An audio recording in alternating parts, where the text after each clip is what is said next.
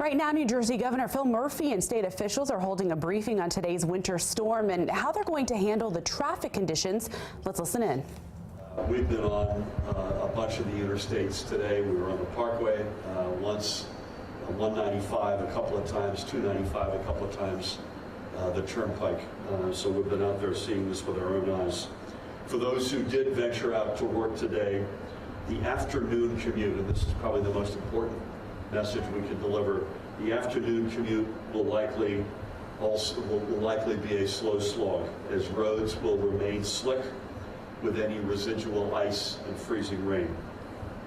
As the system transitions to all rain, we may see flooding in low-lying areas in some urban streets and in areas where the snow and ice from last night could block drainage ways. I think our collective view is the precipitation on the snow side, we've sort of expected that's come down, but there is still some snow. It'll depend on where you are in the state.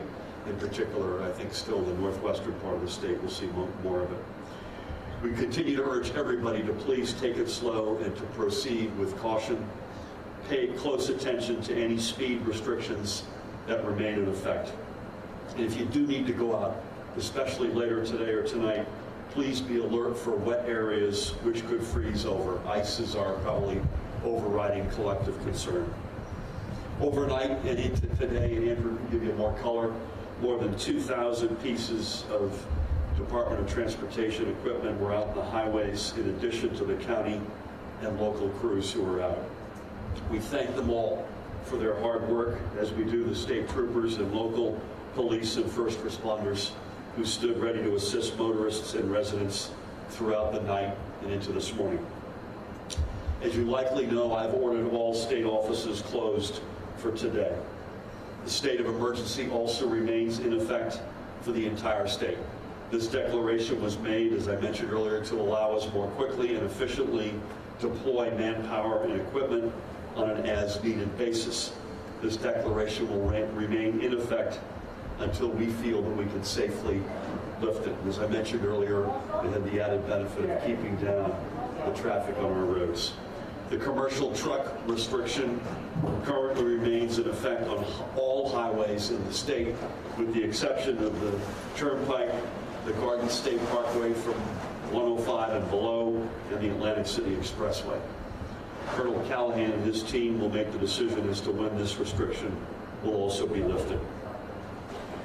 The majority of New Jersey is under either a winter storm warning, which remains in effect across central and northern parts of the state, or a winter weather advisory, mostly in South Jersey.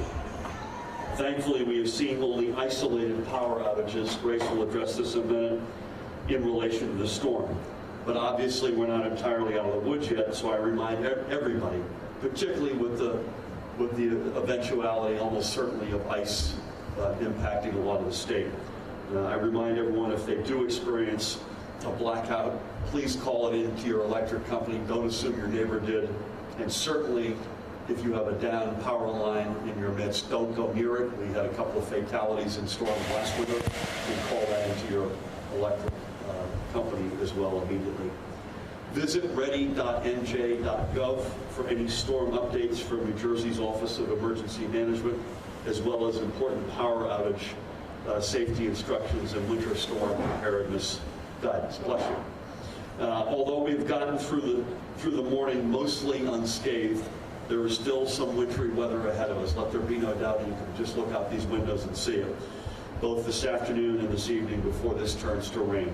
People should remain cautious about travel for the remainder of the day and evening. Don't get lulled into a false sense of security, and please exercise your common sense.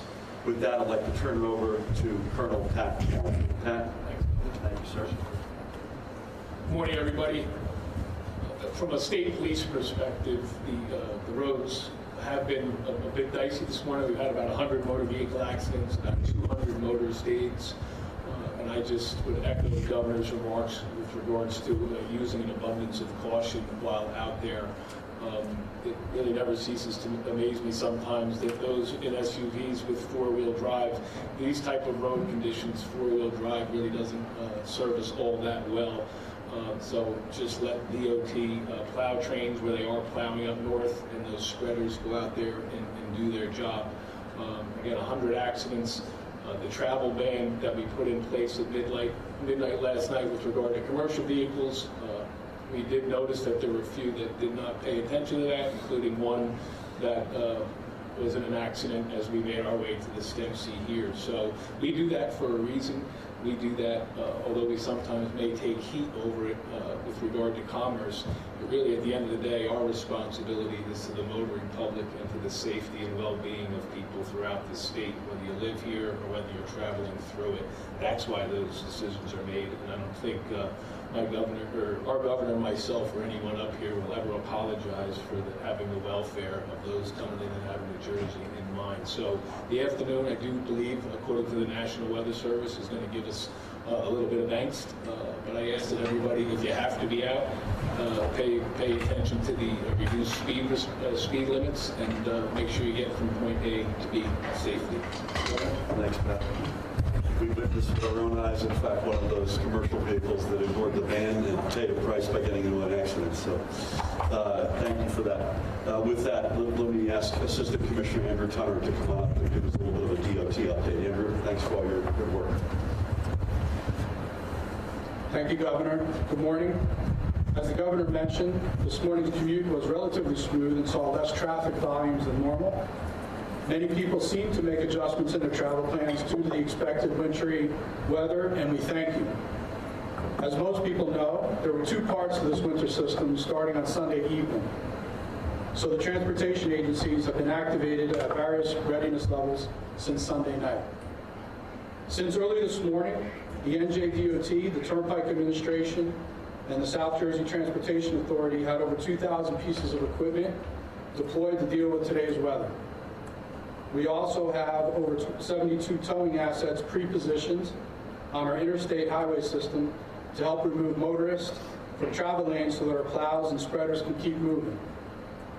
NJDOT Safety Service Patrol has assisted 96 motorists between midnight and 9 a.m. As was mentioned yesterday, we have also implemented our incline readiness teams on Interstate 78 in Hunterdon County and Interstate 280 near West Orange and Newark. Incline readiness teams are plow teams with embedded towing assets, Safety Service Patrol, and NJSP State Police presence to help get motorists up and down road inclines, which are typically difficult in winter weather. The Turnpike has implemented a 45-mile speed restriction. I think they just dropped that even lower recently. And the Garden State Parkway also has a 45-mile speed restriction from exit 105 to the New York state line. New Jersey Transit had a relatively quiet morning. There was one disabled, an empty train that got stuck in the tunnel, which was quickly cleared. As was mentioned, the commercial vehicle travel restrictions are still in effect for our interstate highways except for the New Jersey Turnpike, the Garden State Parkway south of exit 105, and the Atlantic City Expressway. We continue to ask that commercial vehicles not travel on the restricted highways until we lift those restrictions. Roads are starting to get slick and snow covered. A winter weather congestion alert remains in effect. That means, based on the weather forecast, we still expect to be plowing and spreading today. We are plowing now, and during the afternoon commuting hours. We ask, if possible, for people to plan for extra time this afternoon and evening, as we will be working hard to keep the roads clear and safe. If you encounter a plowing operation or spreading operation, please give them plenty of space and do not try to pass them. Slow down. If you can, please try not to travel until the storm is done. Remember, clear the roads so we can clear the roads.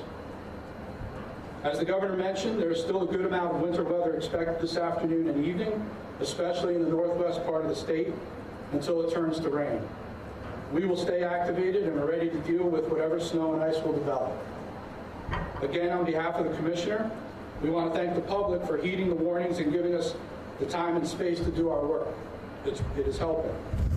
And lastly, also on behalf of Commissioner Scacchetti, I want to thank the hundreds of men and women of the DOT, the Turnpike Administration, SJTA, the Port Authority, and New Jersey Transit, and our contractor partners for all their dedication and hard work. Thank you. Amen to the thanks to all the folks who are out there, including law enforcement, including with the state police. Again, the putting in place, I can't emphasize this enough, the state of emergency not only allows us more latitude to prepare if we've got some amount of certainty that a storm like this is coming, but it has the other intended consequence that we're living through, which is a lot less traffic on the roads. People take that under advisement, and because we have less traffic on the roads, the DOT and the state police and other authorities are much more able to do their job. With that, I'd love to bring up the Chief of Staff for the Board of Public Utilities, Grace Strong-Power. Grace, come on down. Thank you. As the governor indicated, outages remain fairly low, but we are on alert and monitoring those numbers very closely. We continue to be in close contact with all of the utilities who have made all necessary preparations. In the event that outages pick up, utilities have crews on standby and are ready. As the governor has said, if you lose power, please report it to your utility immediately. If you see down wires, we also ask that you report that immediately as well. Please do not assume that someone else has already reported it or that the utility has knowledge of the outage or that the wires are down. Once again, we remind you to keep your cell phones charged and the contact information for your utilities handy. Those numbers are also available at ready.nj.gov. We will continue to be in touch with all of the utilities and work with our sister agencies as the storm plays out, and we hope that everyone remains safe and warm today. Thank you. Well said. Thank you, Grace. Anything else you want to add? You guys good? Take a couple of quick questions, and then we'll break. Under yourself, the colonel referenced the vehicle you saw get into the accident on the way over here to the accident. I'm assuming that was a tractor trailer, and if so, if you see tractor trailer, what's the penalty? Even getting word at News 12 that there have been tractor trailers out on the roadways. Well, they're going to pay a fine. Am I right, Pat? Yeah, it's a ticketable. It's a failure to observe the signs, which are the right now it's been posted. We push it out through Pennsylvania, who also had the same restrictions. And again, troopers, their greatest tool, I think, is discretion. I think some of those tractor trailers through the course of the night, from midnight to about 6 o'clock, were coming and going as they pleased, and I think the troopers used discretion and said, this storm's a little delayed, and didn't ticket those. But those that went on when the weather started to deteriorate, I would expect, and I'm fairly certain that those commercial tractor trailer drivers were pulled over and ticketed. I'm almost 100% certain of the one that was in the accident that we saw that the trooper was at, that truck driver was ticketed. We were not pleased. And I'm practicing without a license here, but I want to reserve the right for after. We always review how we do in a storm, and I'd like to reserve the right to review the price and consequences that somebody has to pay for something like that. First of all, we hope they're okay, because it was an accident and it looked like a fairly significant one. But that's going to, assuming they're okay, that's going to suck in resources that we need elsewhere. And so I think we're going to look at this afterward and see whether or not we've got enough teeth in the sanctions that people should pay if they violate them.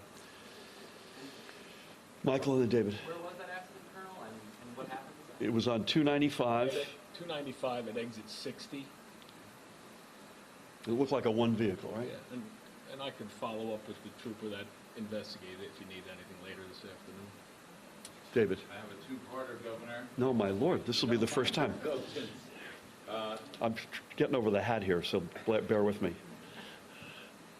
Number one, some people have been suggesting that since November, when you were kind of burned by the surprise storm, that you've been kind of practicing a ton of prevention for a pound of cure. Assemblyman Ned Thompson says that the administration has spent $38 million responding to what are essentially minor storms, part one. And part two, A Monmouth poll out today suggests that you have support from about 66% of Democrats, and that most of the people who didn't know you now have disapproval of the job you're doing. Why can't anybody like you? I love the premise of that. Okay, so on the first question, the storm in November, people were incredibly frustrated. I remember standing here, I was frustrated. Folks felt like they were let down, and I don't blame them. But we do a postmortem after every one of these storms. By the way, I think that was the 5th or 6th storm in our administration, because we had a bunch last winter. And while we had some commuter challenging storms, the big ones were frankly elongated power outages, particularly in the northwestern part of the state, where we had double-digit unacceptable performance, and I won't get into the blame game again. So we're doing postmortems after every one of these, including November, where we, on the commuter side, it was not really a power challenge, it was a commuter mess, and we did not get that right. Having said that, in one constant theme, given that public safety is at stake here, and given that Mother Nature is not an exact science, we're going to be safe than sorry. That's just going to be our MO. It's been our MO since last winter, long before the November storm, and it continues to be.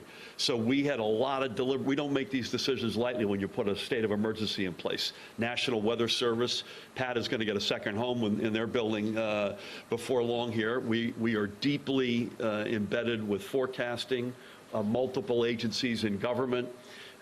You make decisions as best you can. You call them balls and strikes as best you can. But as long as public safety is job number one, and it is job number one for me and our team, we're gonna err on the side of rather be safe than sorry.